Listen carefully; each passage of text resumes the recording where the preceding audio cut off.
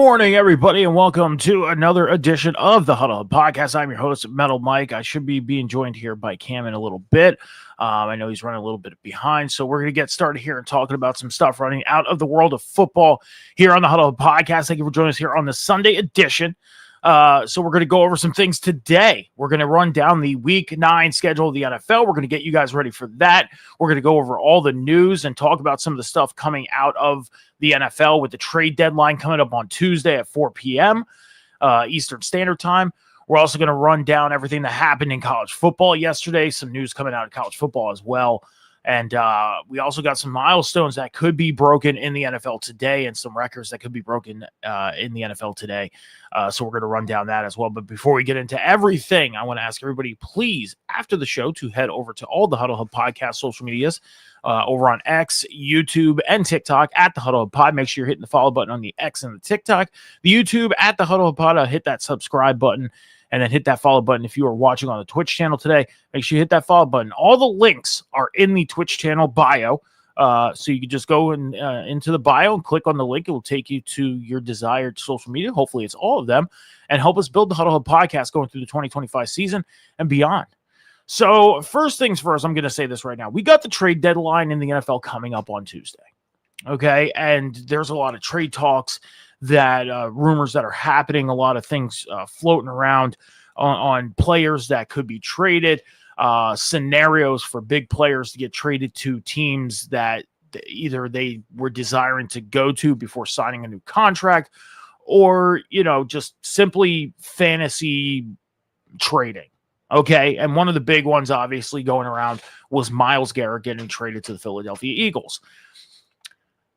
What the Browns would want for Myles Garrett, number one, is 3 first-round draft picks. That's obvious, especially with that contract. And it's Myles Garrett, one of the best defensive players in the league today. And even with the state that Cleveland is in, he makes an impact.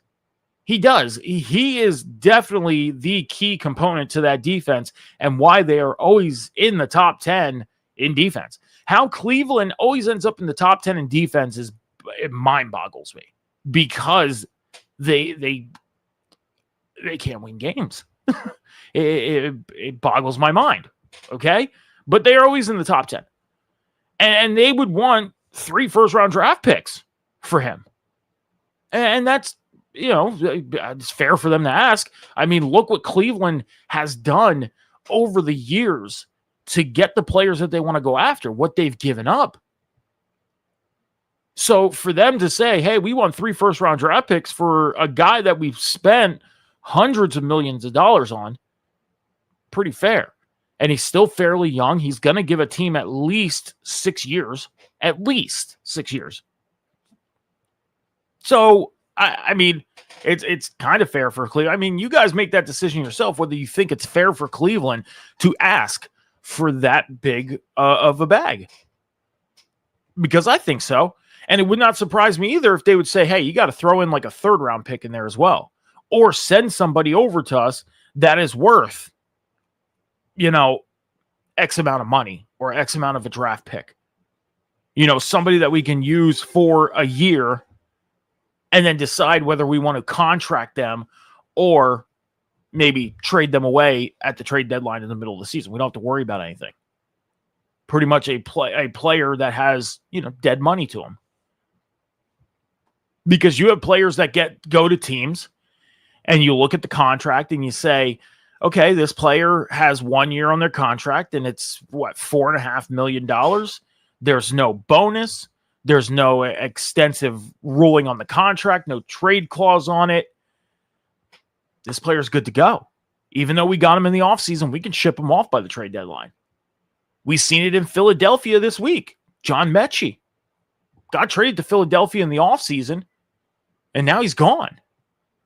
He got traded this past week to the Jets.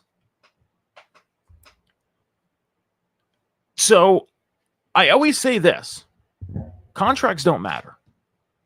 And I live on this. Because back in the day, you go back to the late 90s, even early 2000s, when contracts actually did matter. when quarterbacks were only getting, $30 million. You look at today and you think $30 million, you're like, that's not a lot of money. It's not a lot of money for a quarterback.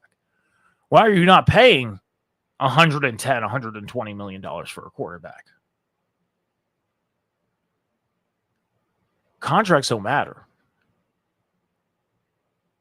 And we've seen this in the past. We've seen players get extensive contracts, and the next year they're gone.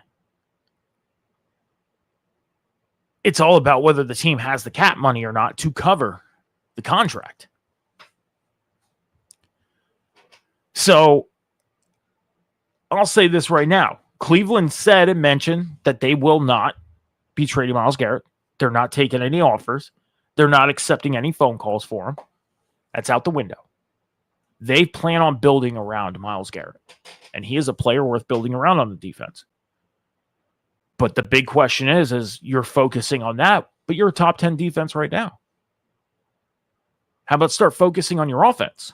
Because your offense is an issue. You're not putting points on the board to win games. So I think they need to switch their focus to the offense and really think about what they're going to do, because do you see Dillon Gabriel being the long, extensive starter out in Cleveland? I don't. Because the time that we've seen Dillon Gabriel play, he seems like he plays safe ball. Doesn't take chances. And they have a quarterback in Shedeur Sanders on the bench who should probably be the starter. But have you seen enough of him to feel confident on that? Now, me, I always have this thought of Cleveland is going to do something big each season because of the moves that they make. But I put it in the back of my mind that I don't feel that they're going to win the AFC North. Put it in the back of my mind they're not going to make the playoffs. The noise that they make is in the draft. The noise that they make is in the preseason, training camp. And then when the regular season comes around, 3-14, 4-13, 2-15.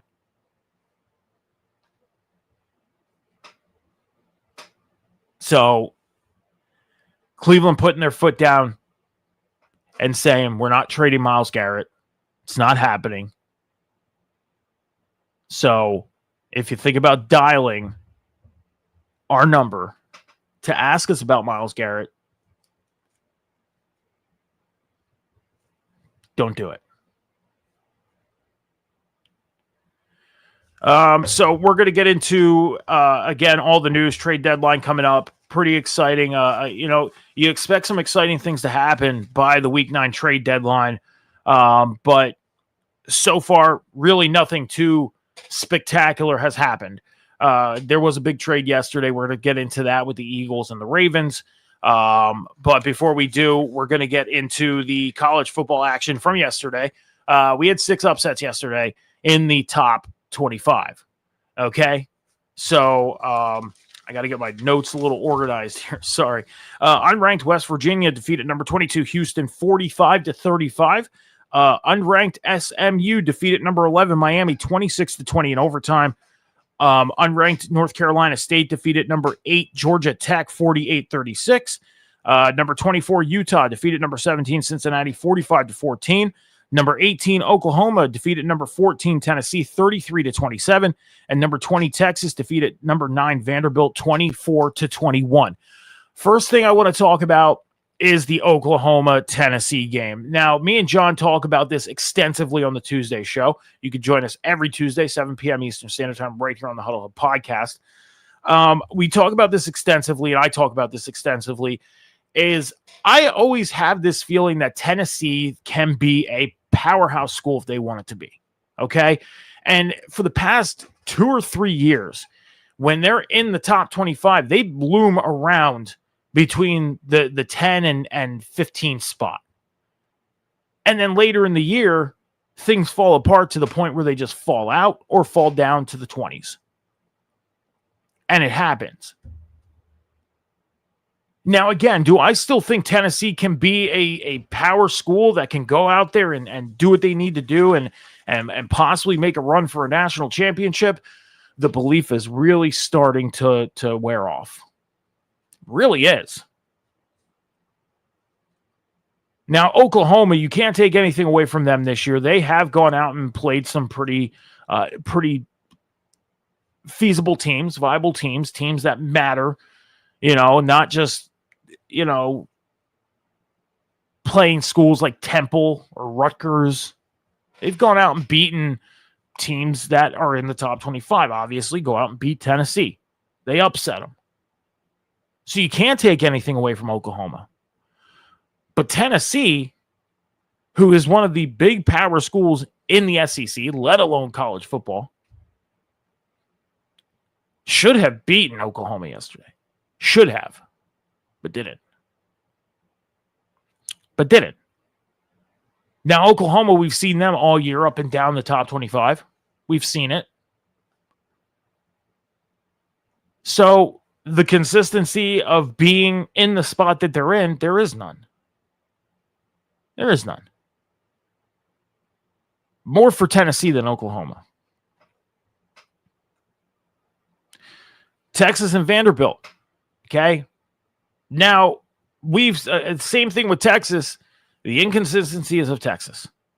Arch Manning is a very good quarterback, and he's learning. He's progressing week by week. He is. But there's still some inconsistencies out in Texas. There is. Because they're going out and playing ball games and losing ball games they probably shouldn't be losing. And they're winning ball games that, they could win or lose. Now, Vanderbilt, we've seen the impressiveness of Vanderbilt this year. Their only loss going into this game was to Alabama. They went out and beat Missouri last week. Going into this game, 7-1. I mean, Vanderbilt still in that running to possibly make a college football playoff, depending on how things go with the rest of the teams in the ACC. Or the SEC, I'm sorry.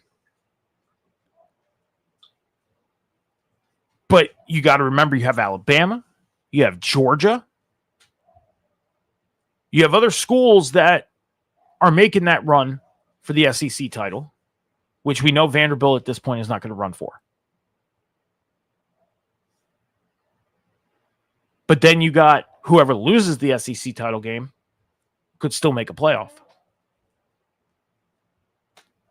So is Vanderbilt going to fall short? Maybe. I hope not. I would like to see Vanderbilt get in. I would like to see Vanderbilt try make a Cinderella run. Because when you look at the college football playoff projections right now, as it sits, because they have not been updated yet, and I'm talking about last week, they have a chance to make a run.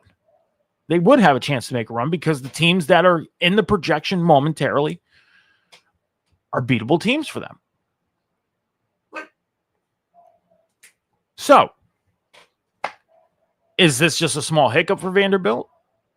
Do they get back on track next week and continue their run in the top 25? Because being number 9 and losing to Texas, who's number 20, Miami lost, number 11. Georgia Tech was number 8. They lost. Vanderbilt shouldn't fall far. Now, normally, the final top 25 update of rankings comes out at 3 p.m. Eastern Standard Time. But they do have the updated one ain't up right now. So they'll update it a little later. 1 o'clock, 1:30, the first update will happen. And then at 3 p.m., the second and final update will happen. So Vanderbilt right now is still sitting at number 9. They're going to move down. But I would like to see Vanderbilt get an opportunity to get into the playoff and see if they can make a run. And hopefully, the committee who votes for the teams to get into the playoff looks at Vanderbilt and says, you know what? You guys have been very impressive. First off, I think Vanderbilt needs to win out. And if they do, The committee would have to say, you looked impressive. Let's put him in. Let's see what they can do. Let's see what they can do. They're either going to go out like Boise State did last year against Penn State and try and make a run, which they didn't, or they're going to go out and make a run. And the way the recruiting is and the way things are today in college football, I think Vanderbilt has set themselves up for success, not only for the back end of this season, for the rest of the season, for the next 3-4 weeks, but moving forward, going in the 2026, 27, 28 season. So, West Virginia beat Houston, number 22 Houston, 45-35. West Virginia, I'll say this, going into that game 3-6 yesterday, they really just hit a bump this year, and they now need to win out to make a bowl game. They're now 4-6 beating Houston. They're going to knock Houston out of the top 25 today, which is going to happen. So we're going to probably see some new teams in the top 25. If not, we're going to see some teams return into the top 25. But good for West Virginia. I mean, hopefully they can go out and win out and continue a run to make a bowl game, because you got to win 6 games to be bowl eligible. They're 2 away from that.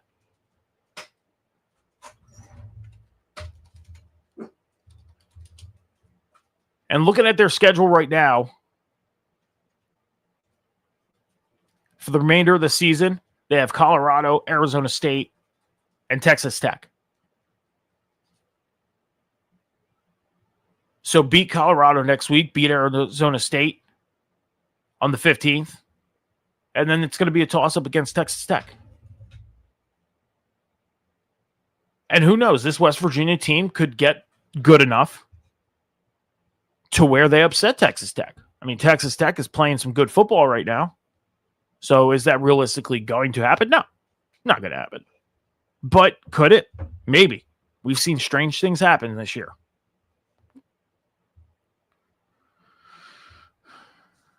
But that's all I got for the college football stuff. Real quick, we got some news coming out of college football. Matt Rule, he's a coach out in Nebraska, as we know, a former NFL coach.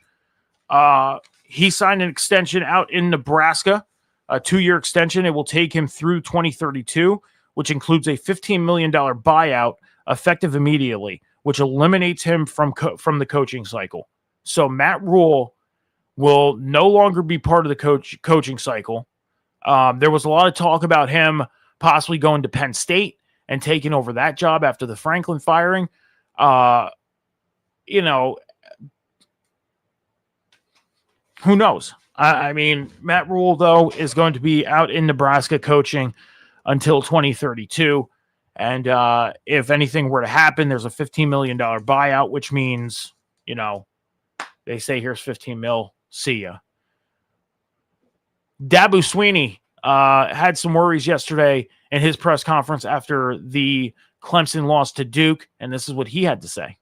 Lost at home here to South Carolina. Thought I was getting fired right here in this room, actually. I walked out right there and walked around, and Kath, may get fired today. Graham's sitting in the back there, so I don't know. But can't say I blame him. But so what he basically was saying is, hey, in the past we lost to South Carolina. And at that time, I thought I was getting fired.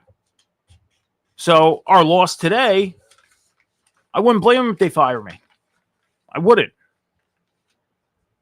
Now, we've seen the past couple weeks, the college football coaches that have been fired, Billy Napier, James Franklin, were fired on Sunday afternoon.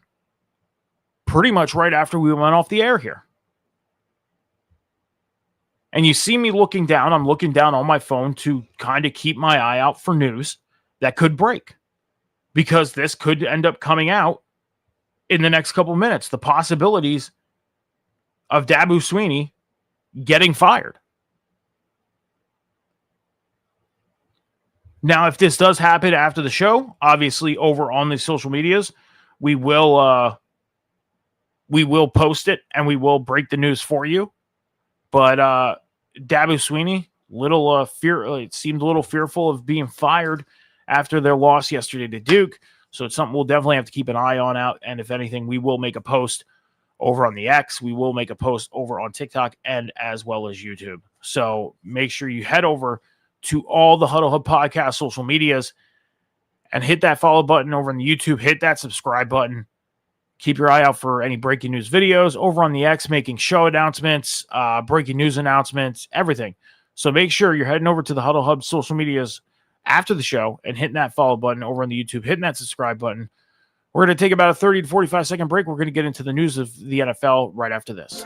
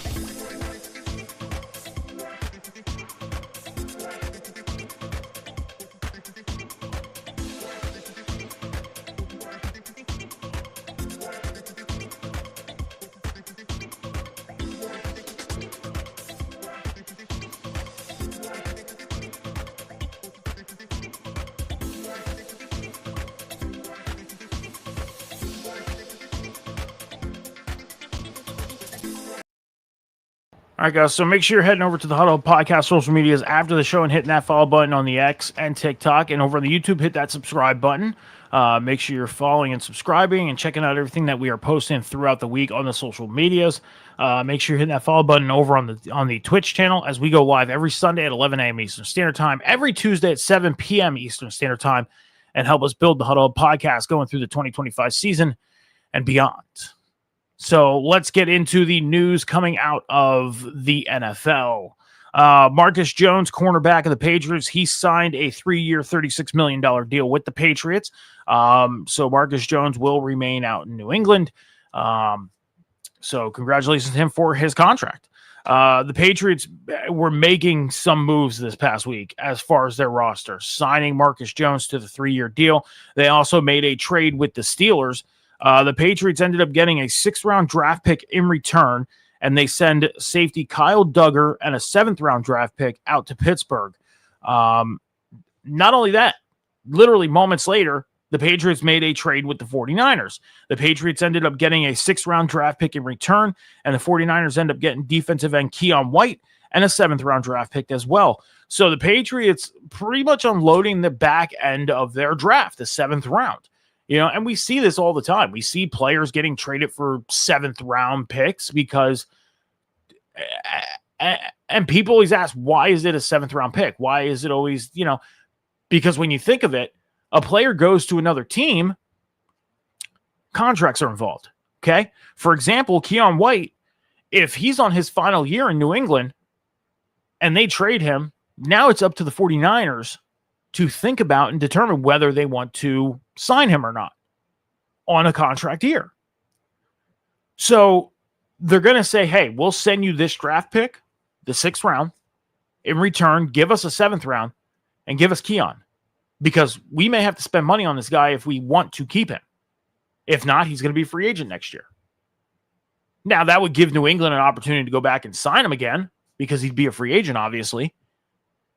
But it's all about whether the 49ers would have to spend money and give him a contract. So they always think, hey, this is the draft pick we'll give you because, you know, we're going to have to spend the money. So now when you think of it, like I was talking about the Cleveland deal with Myles Garrett, you're thinking, well, why would they want 3 first-round draft picks for him? Well, it's because they're going to have to eat some of his contract, if not most of his contract, over $100 million of his contract. So while he'd be playing in said other team, he'd still be getting paid by Cleveland. That's why they need that return. But for a player like Keon White or Kyle Duggar, last year their contracts, let's ship them off, give us a 6th round, and we're good to go because now his contract is your problem. So Isaiah Pacheco, running back of the Chiefs, he is going to be week to week with a knee injury. So he is not expected to play today against Buffalo. So he's going to be a week to week with his knee injury. He did avoid going on injured reserve. Tyler Shook, quarterback of the Saints, he was named the Week 9 starter after coming in the middle of the game last week, taking over for Spencer Rattler and the Saints. So the rookie will be getting his very first start today when the Saints end up taking on the Rams at 4 p.m. Eastern Standard Time. CJ Gardner-Johnson, defensive back, he ended up signing with the Bears this week. Now, CJ Garner, he got traded to the Texans during the offseason from Philadelphia. And he ended up then getting traded or getting released by Houston and getting he went to Baltimore, ended up signing onto their practice squad. Well, about a week later, ends up getting released from Baltimore and became available, and the Bears ended up picking him up. And he is on the current 53-man roster. He is not on a practice squad. So we may end up seeing CJ Gardner-Johnson on the field today for the Bears when they take on the Bengals. Patrick Surtain, defensive back of the Broncos, he suffered a pectoral injury. He did avoid getting put on IR. He is going to miss a minimum of 3 games. So the Broncos defensive back, explosive player. He definitely makes an impact for that Broncos defense and avoided going on injured reserve. So he'll miss at least 3 games. But Denver right now in the lead in the AFC West. He misses 3 games. Denver should be fine because right now the Chiefs are trying to climb back into, even second place in the West. The Chargers, who right now are, I believe, holding that position. So the AFC West, very competitive this year. It's not just a one-team division this year. So the Jets and the Eagles, like I said earlier, made a trade. Defensive back, cornerback Michael Carter, and a 2027 7th-round draft pick got sent to the Eagles, and the Jets, in return, ended up receiving wide receiver John Mechie and a 2027 6th-round draft pick. So the Jets and the Eagles making a deal. John Mechie heads to the Jets. Michael Carter ends up heading to the Eagles. So the Eagles adding to that defensive backfield earlier this week, but that's not all. The Eagles yesterday end up making another deal for another defensive back and making a trade with the Ravens. The Eagles end up receiving cornerback Jair Alexander and the 2027 7th-round pick. In return, the Ravens got a 2026 6th-round draft pick. Again, the contract. Jair Alexander out in Baltimore on a 1-year. It's going to be up to the Eagles next year whether they want to keep him on the roster or they're going to say, hey, hit free agency, see what else you can get. Jair Alexander, as we know, a very impactful defensive back. When he's not injured, he can definitely be a game changer. And Philadelphia right now, even though they're winning, do they have some issues in the defensive backfield? Not a lot, but to bring in that depth to help out with Cooper DeJean, Reed Blankenship, Quinyon Mitchell, Quinyon Mitchell with the lingering injuries the past couple weeks. This is going to be a huge help for Philadelphia. Huge, huge help. Brock Bowers, tight end of the Raiders, he is set to return after missing 3 games. Yes, Brock Bowers, the rookie, the tight end that made an explosive rookie year last year. He is making his return to the field after missing 3 games today. So J.J. McCarthy, quarterback of the Vikings, said that his ankle feels amazing and he is ready to play. So he is going to start against the Lions today. J.J. McCarthy, we know, missed the past couple weeks with the ankle injury. Carson Wentz ends up taking over it. Carson Wentz goes out, gets beat up. He's going to have to get surgery. He's getting surgery on his shoulder, which has already happened. And now J.J. McCarthy said, I'm ready to go. Let's do this. So we are going to see J.J. McCarthy against the Lions today. Now, earlier this week, it was a toss-up in the air. Who's going to be the quarterback for the Vikings? J.J.'s out. Carson Wentz is out. Who do they got? So, they got J.J. McCarthy.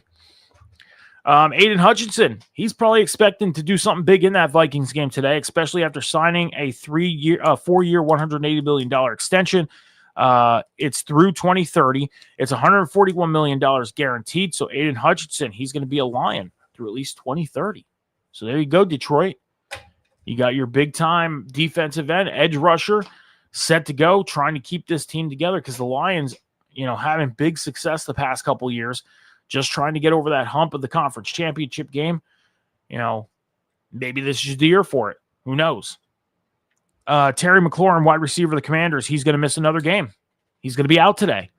So, again, the big-time receiver out in Washington who wanted the contract, the extension out in Washington, who was fighting for it, is going to miss another game. There you go. And this is why I think Washington wanted to wait on a contract for the end of the year. Because now look at, they signed the contract and Terry McLaurin has missed at least half the games this year already. Crazy. Mike Pennell, nose tackle, he signed with the Chiefs this week. Not sure what the details are on that contract and what the deal ensues, but he ended up signing with the Chiefs. Joe Flacco, quarterback of the Bengals, he is in jeopardy of missing the game against the Bears today. I know it's a game time decision on whether he will start or not for the Bengals. If not, then Jake Browning will end up being the starter out in Cincinnati against the Bears. Travis Hunter, wide receiver / cornerback of the Jaguars, he will miss at least 4 games with a knee injury. Now, he has also avoided injured reserve. He is going to miss 4 games, which is the minimum for being on injured reserve. But once he is good to go, miss 4 games, maybe be healthy, he gets on the field sooner, and he'll be all right. So Travis Hunter is going to miss at least the next 4 games. Jalen Waddle, wide receiver of the Dolphins. The Dolphins are opening up the phones for trade offers. Yes, as we've seen earlier this week, general manager Chris Grier, after 10 seasons with the Dolphins, have mutually agreed to part ways. Now, it is yet to know what's going to happen with the head coaching position. It is yet to know what's going to happen with even the coaching, all the other coaches, coordinators, assistants, all that stuff. Now, the rumor is going around that the Dolphins are supposed to make a complete overhaul of their coaching staff after the season ends, but they have made the decision that Mike McDaniel will be the head coach until at least the end of the season. I'll say this, I can see that being a smart move, because do you really want to do the interim thing right now with the situation you're in? I wouldn't. Because the way the Dolphins are sitting right now, yeah, it's not looking too good. It's not. Okay? The Dolphins are what? 1-6? I gotta look. When you do so much, all the 2-7. Okay, so they're 2-7. Okay, so could they make a playoff at 10-7? They could. Are they going to win out? Hell no. That's not happening. That's not happening. So the Dolphins are done. But now Mike McDaniel's in a position to where he's got to prove himself. And I can guarantee ownership sat there with him and said, look, you need to win at least 5 more. Go 7-10. Make us believe you want to turn this thing around. Because right now you're not doing that. You need to evaluate your players. We're going to evaluate. And let's meet at the end of the year. And let's see how on point we are. And if we're on point and you get us to at least 7-10, we'll talk. Now, if you don't get us to 7-10, we don't care how your evaluation is. You're gone. Now, I think he's gone already. I think he is. I think the decision was made that he's going to be gone after week 18. And that's going to be that. The moment the Dolphins get off the field, he's going to be done. I think Dolphins are going to make a complete overhaul of their coaching staff. I think they just want to get through this season and start fresh in the offseason. I don't think they want to do the interim thing right now. Because when you do the interim thing, you put yourself in the position of what if this interim coach does good the back end of this year? What if that interim coach goes out and wins the 5 games we're looking for? Gives us that hope. But then next year is in the position Mike's in. Let's bring in a coach that we know is going to do something for us and make an impact. So, but that's all I got for the news. The news coming out of football, again, trying to keep an eye on any breaking news that's coming out. Anything that might, I'm not seeing anything whatsoever. So I am trying to keep an eye on everything as we go here.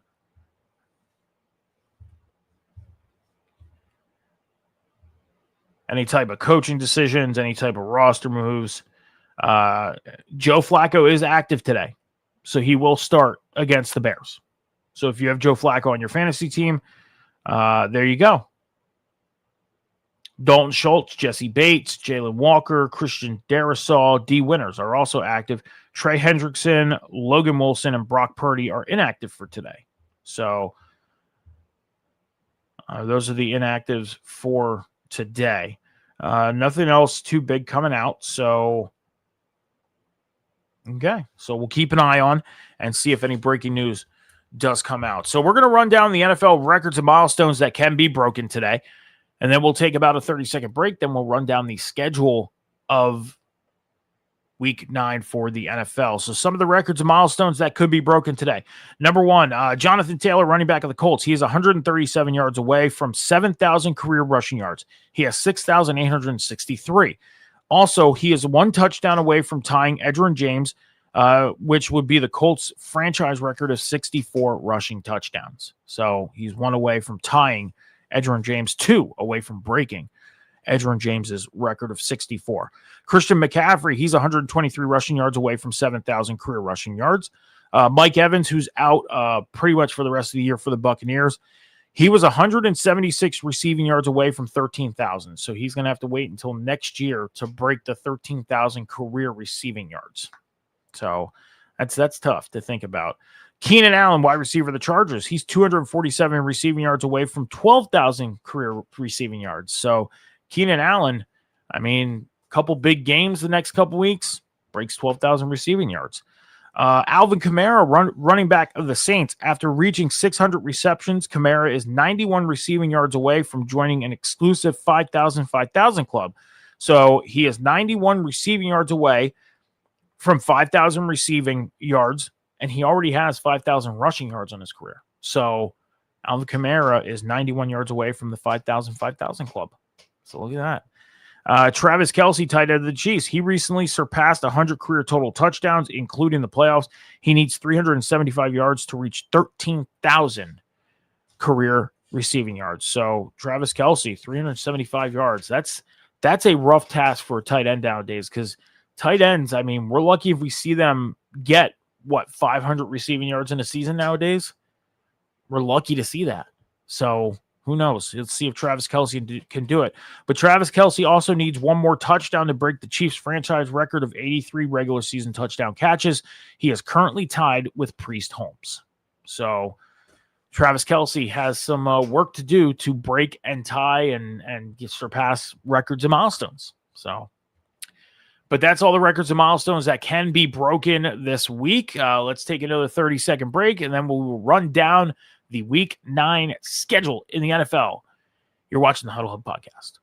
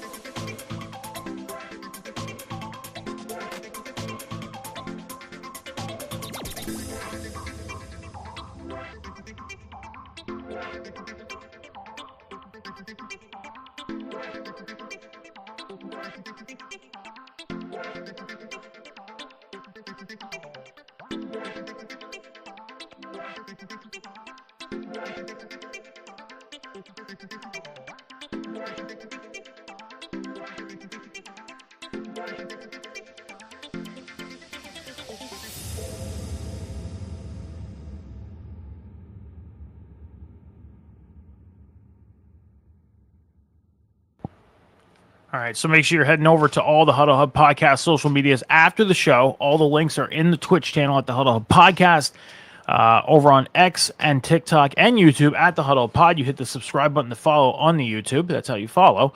And check out everything that we are posting on the Huddle Hub Podcast social medias throughout the week. Videos, announcements, breaking news.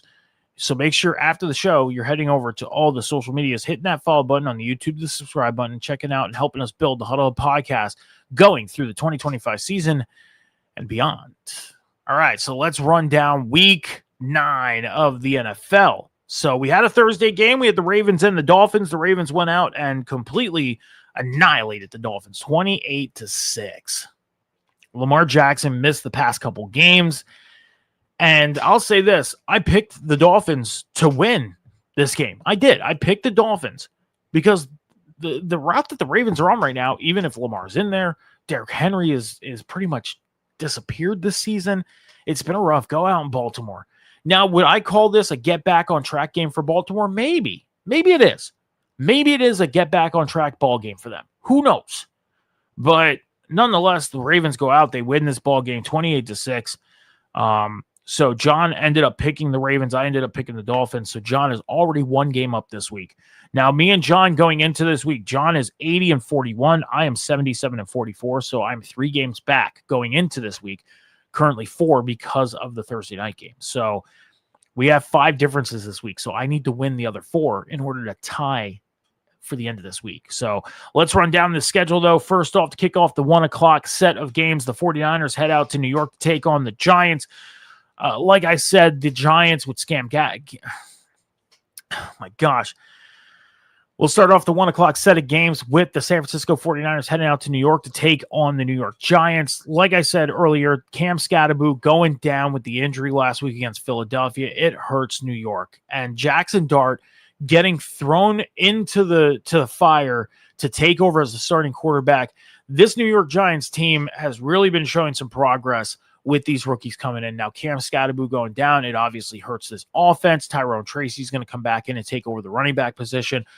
But I'm going to say this right now. I think the 49ers defense is going to be too much for this offense, and I think the 49ers are going to go out and beat this Giants team today. The Los Angeles Chargers head out to Tennessee. I always forget to do this. I always forget to have a notepad with me to write down what games I want to clip for here. So give me 1 second.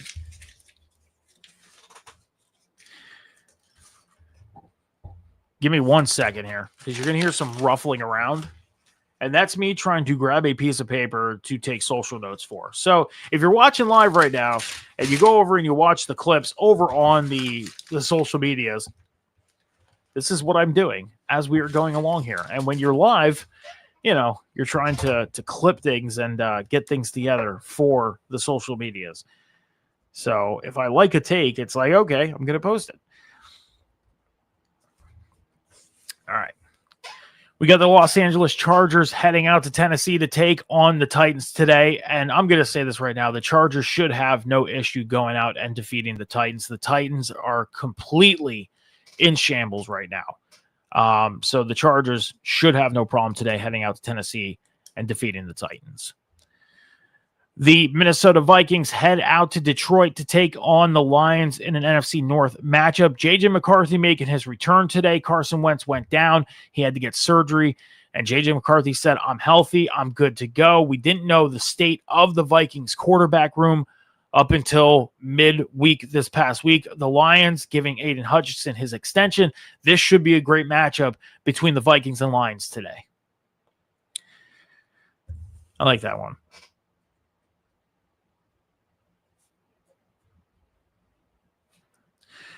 The Atlanta Falcons head out to New England to take on the Patriots today. The Patriots are surprising a lot of people. I'll say this. I did not think the Patriots were even going to be in playoff contention, and they lead.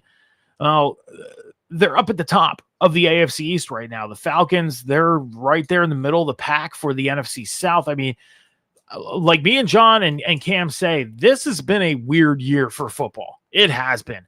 Did you expect the Falcons to be where they're at? No. Did you expect the Patriots to be where they're at? No. Did you expect the Colts to be where they're at?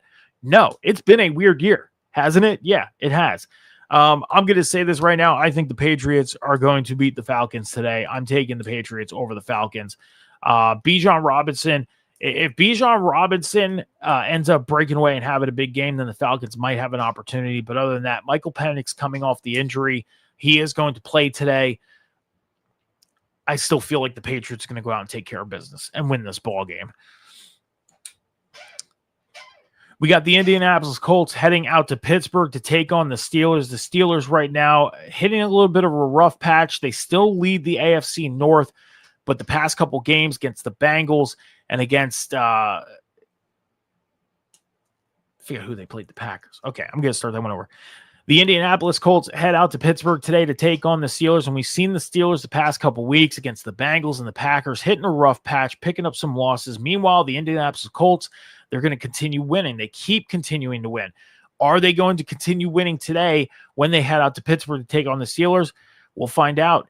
Indiana Jones, is he going to take over this game, or can the Steelers bounce back? I kind of like that one, but I don't like that one. But we'll see.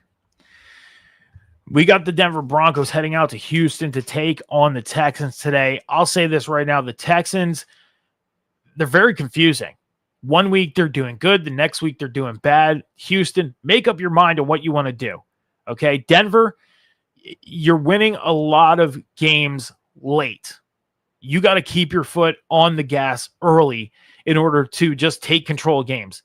You have the biggest comeback in NFL history against the Giants, okay? Take control of games. Win games normally. Don't leave people on the edge of their seat, okay?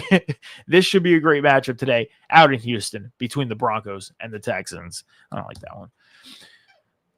The Chicago Bears play host to the Cincinnati Bengals today, and the Bears are another team that is kind of up and down. One week they win, the next week they lose. The Bengals, on the other hand, high expectations going into this year for the Bengals. They bring in Joe Flacco to try and clean things up after Jake Browning just can't take control of this team. Could the Bengals, even with Joe Flacco today, get a win against the Bears, or are the Bears going to come in and take care of business? I like that one. I do.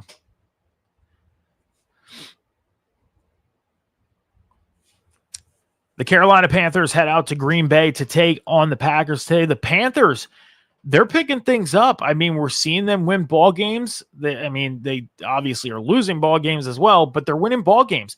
They're starting to show some progression. The Packers, meanwhile, they pick up a win against the Steelers.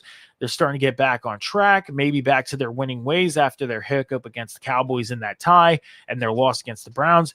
Could the Packers continue their winning ways, or will the Panthers come out and surprise Green Bay and beat them today in Lambeau? I like that one.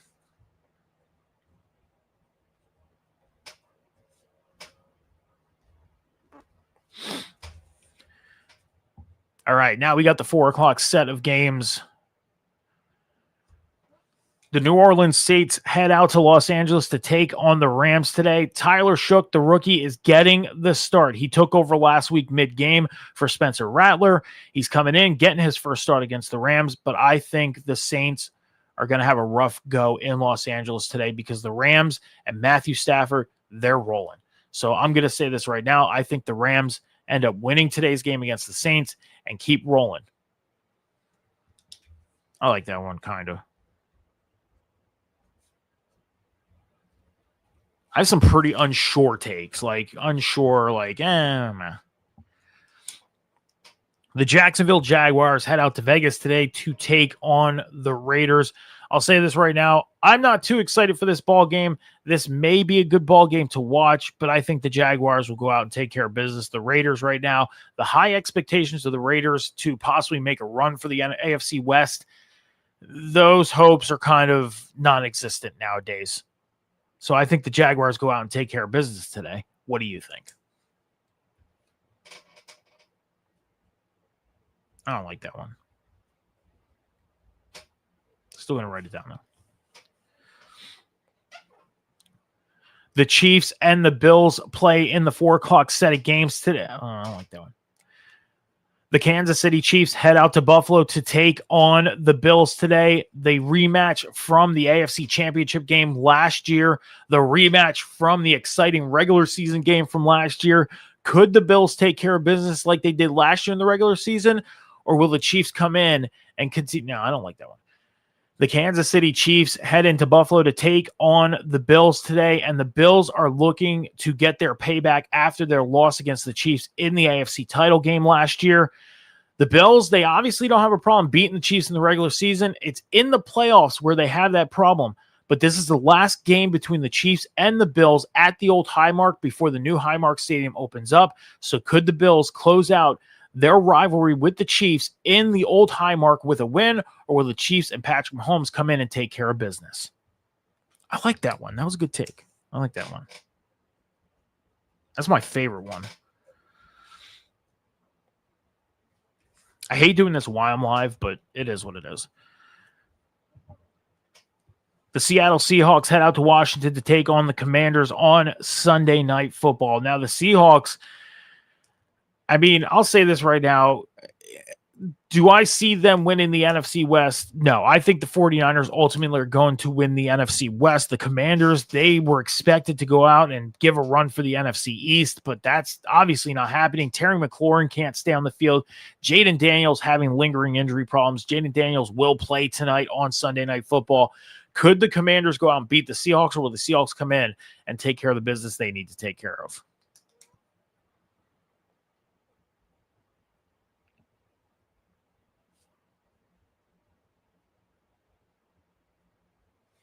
All right. The Arizona Cardinals head out to Dallas to take on the Cowboys on Monday Night Football. And I'm going to say this right now. The Cowboys, they're looking good. They're playing good, but they're losing games that they probably shouldn't be losing. They should be in the running for the NFC East right now, but are they really? That's the big question. Could they go out and get the win against Arizona, with Arizona on the losing end of things that they've been on lately? We'll have to find out on Monday Night Football when the Cardinals take on the Cowboys. I don't like that one. I'm not clipping that. All right. All right, guys. So for the pick challenge, the differentials that me and John have are the Steelers and Colts. John took the Colts. I took the Steelers. John took the Broncos. I took the Texans. John took the Bears. I took the Bengals. And then John took the Jaguars. I took the Raiders. John took the Chiefs. I took the Bills. Those are the differentials that we have for this afternoon's game. So 5 differentials. So we had a total of 6 differentials this week. So we have 5 different for today. So either John's going to take a pretty big, significant lead, or I'm going to end up tying things up, possibly take the lead. Who knows? 5 different games this afternoon for the pick challenge. But that's that for week 9 of the NFL. So that's it. And that's all I got for you guys today here on the Huddle Hub podcast. Very quick show today. Close things out. Me and John will be back here on Tuesday for the Tuesday edition of the Huddle Hub podcast. So before I close things out here today, please make sure, one more time, head over to all the Huddle Hub podcast social medias over on X, TikTok, and YouTube at the Huddle Hub Pod. Subscribe on the YouTube. That's how you follow. Check out all the clips. You'll see clips from today in a couple of minutes. If you're watching on the YouTube, head over to the Twitch or at the Huddle Hub Podcast. Hit the follow button there. Make sure you're helping us build the Huddle Hub Podcast going through the 2025 season and beyond. If you guys want to find me on social media, I am at MetalMike714 on Instagram, X, TikTok, and Snapchat. That's where you can find me. I don't really do personal content. I just post things here and there. I do most of my content creating on the podcast here on the Huddle Podcast every Sunday, 11 a.m. Eastern Standard Time with Cam, every Tuesday at 7 p.m. Eastern Standard Time with John, and then over on Rivet City Radio and Off the Top Media on the Table Spot on Monday night with Cam, Wednesday night with Cam and Phil on the Boom after AEW Dynamite, talking pro wrestling. Monday night is after Raw. So, appreciate everybody who came out, checked out the live today. Thank you so much. You guys have a great Sunday. Good luck to your team. Be good to each other. Be kind to each other. Take care of each other. Be patient with each other. Remember, the world is not moving as fast as you can. Until Tuesday night, you guys have a good one. We'll see you Tuesday night. Deuces.